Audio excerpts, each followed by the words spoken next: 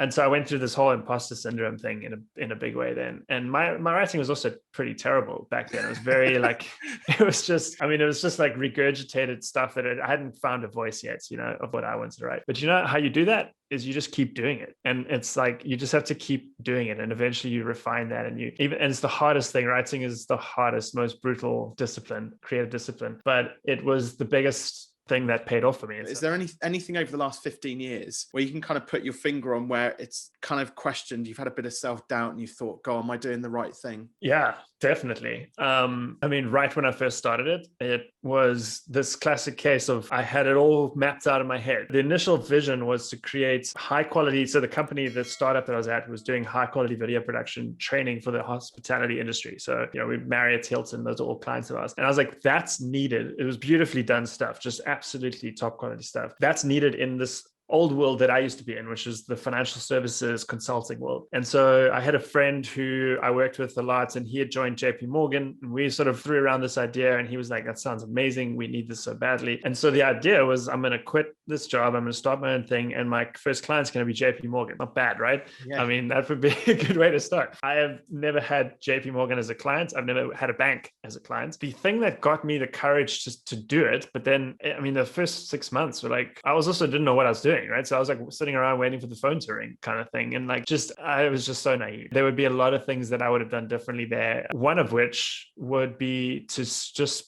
to write more often and to publish it. It's been one of the biggest accelerants of my business now is the content that I put out there. Like I cannot even begin to describe what serendipity has come out of that. I wish I had done that sooner. Things might have been a lot different. Not that I regret any of this, right? But it just took longer, I guess. That was one lesson. I think the other one is actually when I did start writing, and I took an online course to write a passage you mentioned earlier. So I did it towards very early on. It was like the second cohort. And I just felt so out of my depth. I was so intimidated by all these people who were writing like just phenomenally. And I thought, who am I to like write anything about anything? Like, I don't have any opinion on something relevant to this crowd. And so I went through this whole imposter syndrome thing in a big way then. And my writing was also pretty terrible back then. It was very like, it was just like regurgitated stuff that I hadn't found a voice yet, of what I wanted to write. But you know how you do that is you just keep doing it. And it's like, you just have to keep doing it. And eventually you refine that. It's like writing is the hardest, most brutal creative discipline,